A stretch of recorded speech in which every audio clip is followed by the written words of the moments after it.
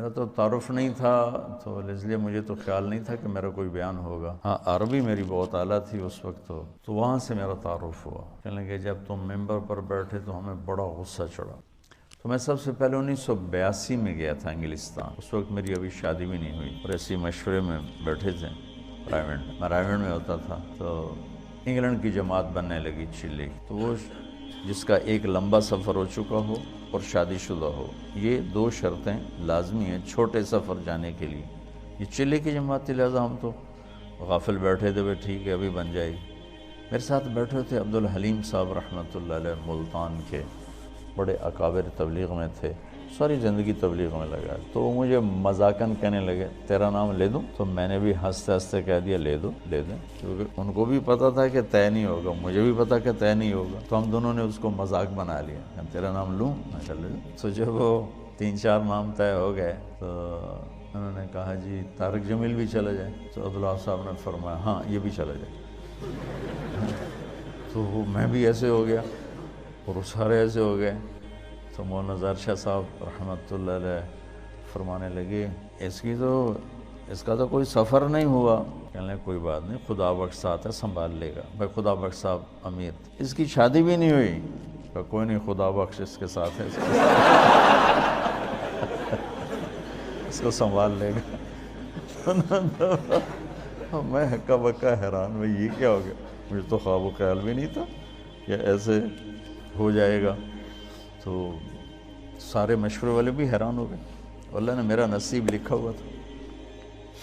یہ میرا بیرون ملک کا پہلا سفر انڈیا تھا مارچ میں، اور یہ دسمبر میں تھا، باہر بیٹھے میں۔ تو عبدالحلیم صاحب فرمانے لگے جلدی جا، پاسپورٹ بھی لے کے پیسے بھی لے کے۔ تو اس وقت خیبر میل آنے والی، وہ سامنے نظر آتی تھی، کوئی آبادی نہیں، کوئی گھر نہیں۔ ہم رائیونڈ کے صحن میں بیٹھ کر ریلوے کی پٹڑی دیکھتے تھے، بیچ میں رکاوٹ ہی کوئی نہیں، ٹرینوں کو گزرتے دیکھتے، تو گاڑیاں ہمیں ازبر ہوتی تھیں، میں فلاں گزر گئی فلاں گزر گئی۔ تو میں نے دیکھا خیبر میل آنے والی، میں نے وہیں سے دوڑ لگائی۔ وہ ایک گیٹ اس طرف ہوتا تھا جنوب کی طرف، وہ بند رہتا تھا۔ اس وقت ہمت جوانی میں نے جمپ لگایا، گیٹ کو پکڑ کے چھلانگ لگا کے ادھر گرا اور دوڑ لگا۔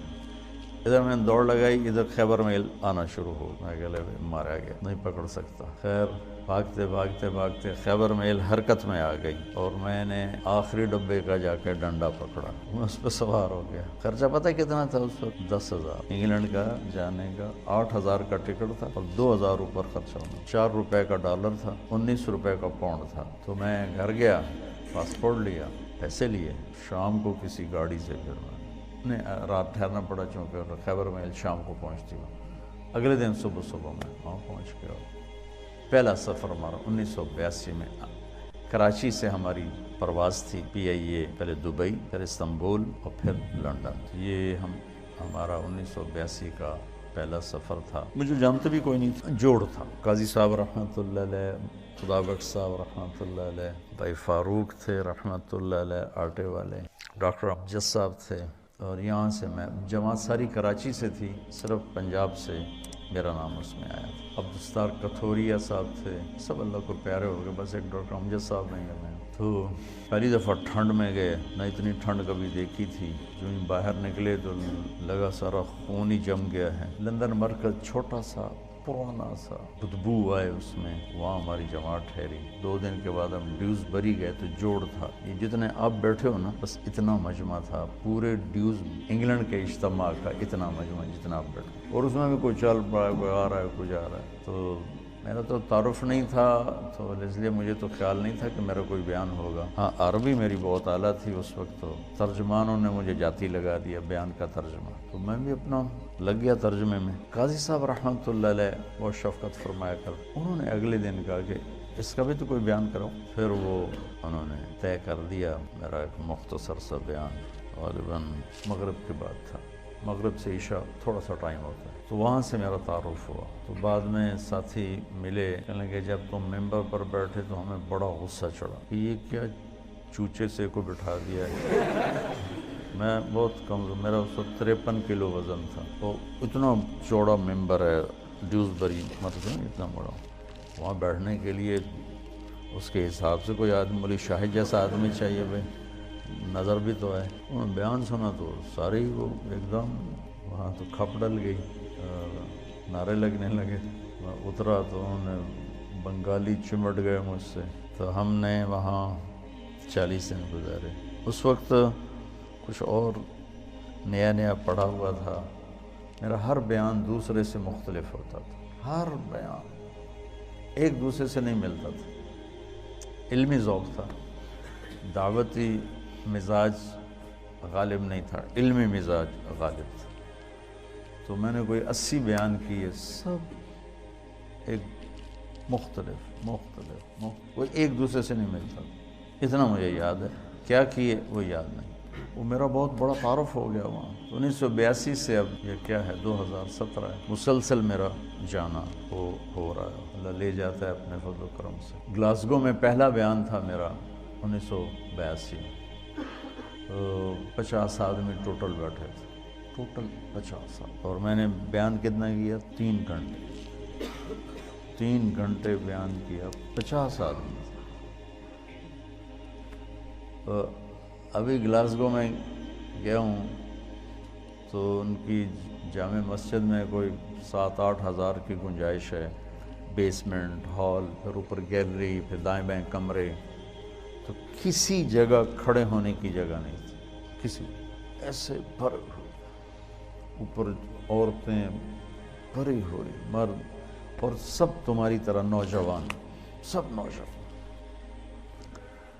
لندن مرکز میں بیان ہوا تو بہت بڑا مجمع کھڑے ہو کے سن رہا تھا, بیٹھنے کی جگہ کوئی.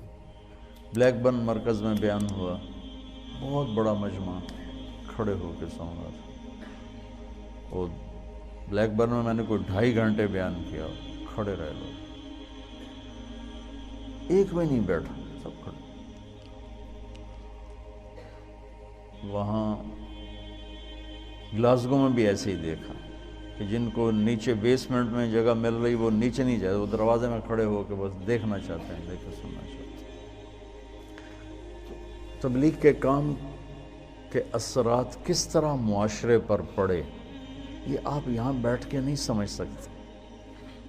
تو تھوڑا تھوڑا آپ کا مطالعہ ہے اور شیطان آپ کو صاحب رائے بنا دیتا ہے, اور پھر آپ خود اپنی رائے قائم کرنا شروع کر دیتے ہیں. اس سے آپ مار کھا جاتے ہیں اور گھاٹے کے سودے کر بیٹھتے ہیں. اللہ نے میری حفاظت فرمائی. میں نے اپنے فیصلے خود کبھی نہیں کیے تھے, حالانکہ جتنا میں پڑھتا تھا نا تم اس کا 100واں بھی نہیں پڑھ سکتے اس وقت کی بات. اب تو مجھے مدت ہوئی ہے یار کو مہما کیے. ماں ہرچہ خواندائیں فراموش کردائیں, بھول بھلائیں ہوئی. لیکن میں 1 منٹ میرا خالی نہیں ہوتا تھا. کھانا, سونا, نماز, وضو, یہ 3-4 کام ایسے ہیں جس میں اور کوئی کام ہو نہیں سکتا. اس کے علاوہ میرا 1 منٹ بھی کتاب سے خالی نہیں ہوتا تھا. 1 منٹ اس طرح پڑھا. لیکن تمہاری طرح مجتہد نہیں بنا میں. جو مجھے کہہ دیا میرے استادوں نے میں نے سر جھکا دیا, ٹھیک. اور آج تک میرا یہی حال ہے, ٹھیک, جو آپ فرمائیں ٹھیک. اس سے بہت بڑی حفاظت کا نظام چلتا ہے. وَلُزُومَ جَمَاعَةِ الْمُسْلِمِينَ فَإِنَّ دَعْوَتَهُمْ تُحِيطُ مِنْ وَرَائِهِمْ. 3 لا يغل عليه قلب المؤمن: اخلاص العمل للہ, والمناصحة لولاة الأمور, واللزوم جماعة المسلمین فإن دعوتهم تحیط من ورائهم. اجتماعی نظام کے ساتھ کٹھے چلنے سے ان کی دعائیں تمہیں اپنے گھیرے میں لے لیتی ہیں, اور تم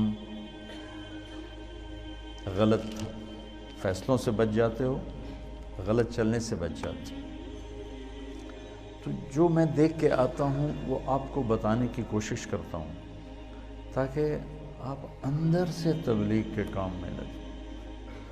تمہاری ترجیحات میں تبلیغ, واللہ واللہ واللہ مدرسوں کی اب ضرورت کوئی نہیں ہے، جتنے ہیں بہت کافی ہیں۔ یہ کیوں بنائے ہیں؟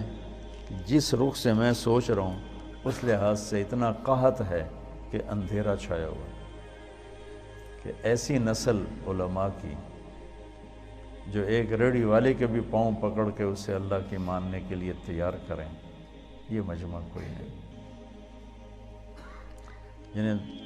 جنہیں گرے سے گرے پڑے تک کو بھی اللہ کی بات پہنچانے میں عار محسوس نہ ہو، یہ کوئی نہیں۔